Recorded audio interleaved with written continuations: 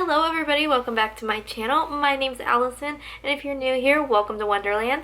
Today we are going to be discussing my top favorite standalone books. Now I'm going to be honest, I'm not a big standalone book kind of girl. I do like a series where we can develop characters, get to know them a little bit more, but every so often I do like a standalone novel, and I think mostly I don't like them because I'm not a big contemporary reader. If you can't tell by my shelves, I really like fantasy. I like urban fantasy. I just like when things go bump in the night in my books, i.e. I'm on a vampire kick right now.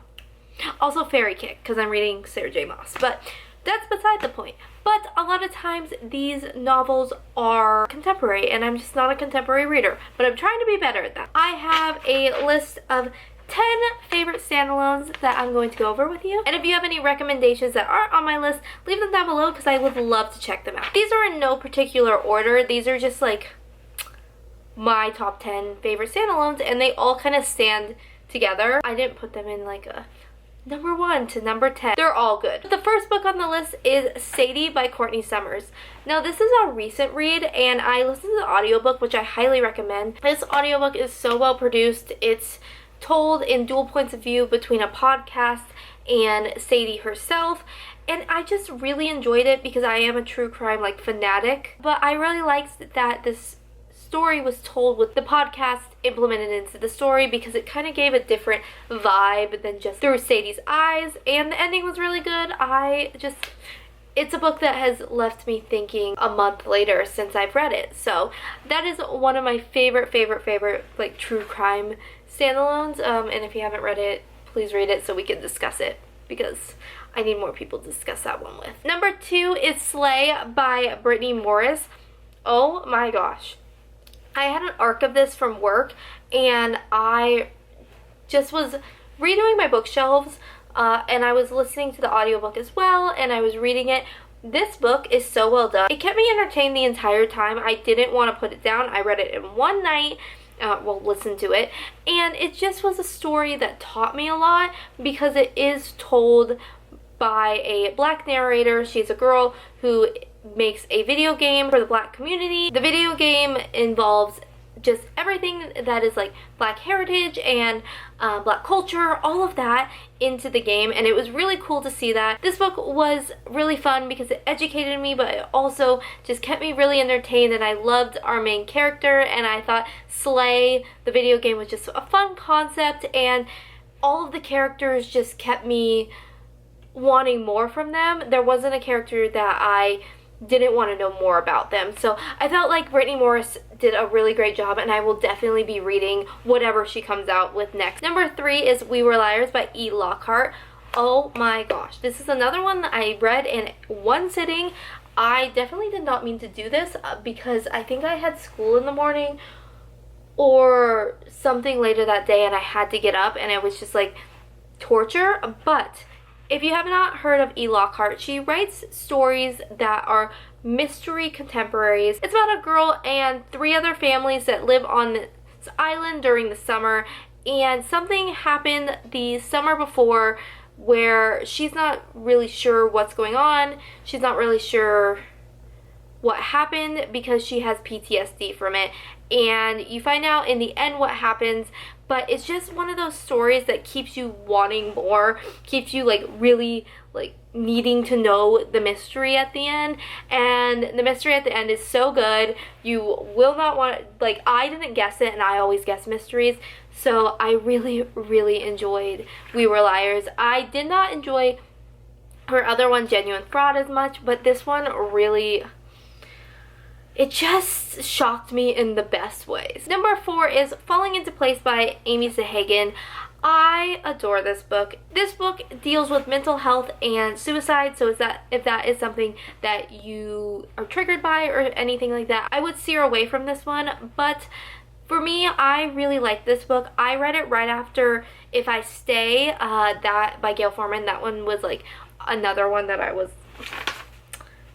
I love. It's not on this list, but I do love that because it's not a standalone. There is a second book to that one, but it does deal with that, and it deals with our main character who steers her car into a tree one winter day, and she has to figure out if she wants to live on, and it's told through different points of view of her life. And I just really like stories like this where our narrator has that choice at the end to either live or die. And I also like the mental health aspect of this book because I felt like it was represented well in my eyes. I thought Amy Zahagan's writing was very beautiful and just really allowed me to feel the emotion of this character. So yeah, I really enjoyed this book. If you are looking for a book that is maybe a little sadder but still has some messages that you could learn from, I definitely check out Falling Into Place. Number 5 is The Host by Stephanie Meyer. Now, I know technically this was supposed to be a series, but we're never getting Seeker. I'm not holding out hope. I thought that's what we were getting with Midnight Sun, but we're not. If you don't know what The Host is about, it is all about an alien invasion, and these aliens have come down and taken over the world, and our main character is Melanie and Wanda, because with these aliens, they implant themselves into the spinal column or spinal cord. I'm not really sure how it works. I can't remember. It's been a while. I just watched the movie recently. But they insert themselves into the back of your brain pretty much, and you're supposed to go away. Melanie does not go away, and she fights, and she takes Wanda on this adventure to find her other family. It's just one of those books that it's sci-fi, but it's so much more because the characters are so complex. They are loving and hateful and just so fleshed out to me, and I love it. I know for me, when I first read it, the first couple chapters are really hard to get into, but if you push past that, this book will surprise you. It will break your heart. I love it. I need to reread it soon. I am one of the people that does say The Host is better than Twilight. It's written so much better. It really shows off Stephanie Meyer's way of writing because it is an adult book, but it's just so good. If you are looking for a Stephanie Meyer's book that isn't Twilight, but you're wanting to see her other stuff, The Host is definitely one to look for. Number 6 is My Life Next Door by Huntley Fitzpatrick. I adore this book. I read it 3 or 4 summers ago on a beach trip, and it was just the perfect contemporary that was so... I feel like I'm saying it was so much more in every single one, but this contemporary really dives deeper into just not being like the lovey-dovey summer contemporaries, which it is. Like, there is a love story, it is a romance, but it also deals with family dynamics between both families we deal with, and I think that's really important because the family dynamics teach you a lot in this book. One of our main characters is a girl, and her mom is a politician. She's not around a lot, so our main character is left alone to her own devices, and the next door neighbor, who is the main love interest, he lives in a family that is like 8 kids, and is always something going on and just wild times, and someone's getting into something all the time, and she really is jealous of that. And I think seeing that dynamic and this dynamic crash into each other was really fun to see, and also just a way to dive into families in contemporary, which I don't see a ton. At least at that time, I didn't see a ton. Number 7 is Broken Things by Lauren Oliver. I read this as an ARC when it was coming out, and I read this one again in one night. It was one of those books that I was like, oh, I'm gonna read like 2 chapters and then I'm gonna go to bed. That didn't happen. This book I have discussed on my channel before, but it's about 3 girls, and one summer one of them is murdered, and the 2 best friends of this girl are kind of looked at as if they had something to do with it. They're never charged or anything, but they're looked at by this small town as having something to do with it. And I felt like the mystery aspect was really well done in this one because I didn't guess the end plot point and it was just something different that I hadn't seen from Lauren Oliver. I had read all of the Delirium series, and I wasn't a big fan of the last book, so I kind of swore off of Lauren Oliver because I was mad at her. I just thought that this one had a really fun dynamic between all of the characters. It's told in dual point of views between the two best friends, and I just felt like it was the perfect mix between the mystery of the death and also dealing with the repercussions of a loss and being blamed for it. I've noticed a lot of my favorite standalones have these very complex plots that leave you thinking about, what if I was in that situation? I want a book that isn't necessarily a series to leave me with questions, but not a whole lot of questions, or a feeling of understanding for the characters. And I think that a lot of contemporaries are really lighthearted and fun, and that's super cool too, but I like the dark and twisted part. Maybe that's not the words, but you get what I mean. Number 8 deals with death again, and that is Even If I Fall by Abigail Johnson. Oh my gosh, Abigail Johnson is, one, the sweetest human being on the planet Earth. She is from Arizona. I've met her multiple times. She is so kind. She actually came to the Barnes & Noble I worked at, did a signing, and I saw her and I was like, Abigail, I've been selling your books.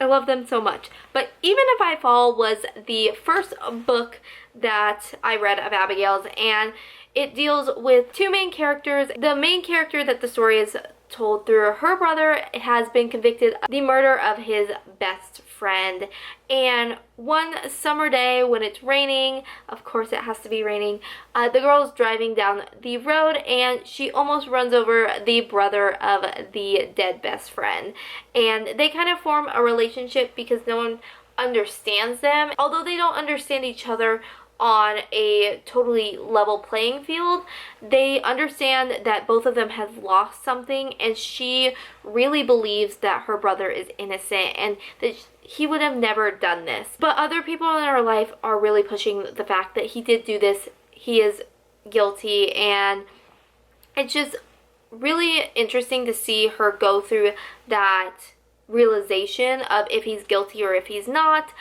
I also enjoyed the aspect that she was a figure skater, and that played into the part of the romance. It was one of those books that was, again, very complex in the idea of it, but it was easy to digest. Number 9 is The Dead Queens Club by Hannah Chapin, and oh, if you like Six the musical, read this book. I was on a Six kick and I saw this book on NetGalley and I requested it and I got an ARC, and I was not ready for what was to come. This is a world where King Henry is a high school student, the most popular guy in school, and all of his wives are girlfriends, and they all go with the historically accurate like deaths and weird things that happen with King Henry, and murders involved and drama and high school madness ensues. And I love the idea of taking historical figures and placing them in high school and just playing with them and seeing all of the different shenanigans they get into. So if you like Six, if you want something that is a historical figure in a contemporary nowadays 2020 world, pick this up, because I don't want to give anything else away, but it's a wild ride and it's a fun ride at that as well. And my last book is Again But Better by Christine Riccio. Now I know this one is kind of controversial. People really either hated it or loved it, and I can see why. Christine is a part of the booktube community. She is very like looked up to, and people were expecting something from her book and maybe they didn't get it. But for me, Again But Better was the perfect book to read at the time period of my life. I was in college, I was about to graduate college, and I really related to the main character. I related to a lot of the experiences that our main character went through with not really being in the like college experience, and just everything that happened, and the fun twist in the middle was, it was fun. I wasn't what I was expecting, but there was really moments of growth with our main character that I just loved, and I loved that I related to her in multiple different ways, and experiences she was going through. Even though she was studying abroad, she was finding herself. And I think that if you are a college student and you want a book about a college student, I'd check out this book because it's a fun read, but it also dives into deeper feelings that you have during college. And those are some of my top 10 favorite standalones. Let me know your favorite down below. I'd love to add more to my TBR because I'm always looking for standalones. If you did like this video, go ahead and like and subscribe to my channel, and I will see you next time in Wonderland, loves. Bye!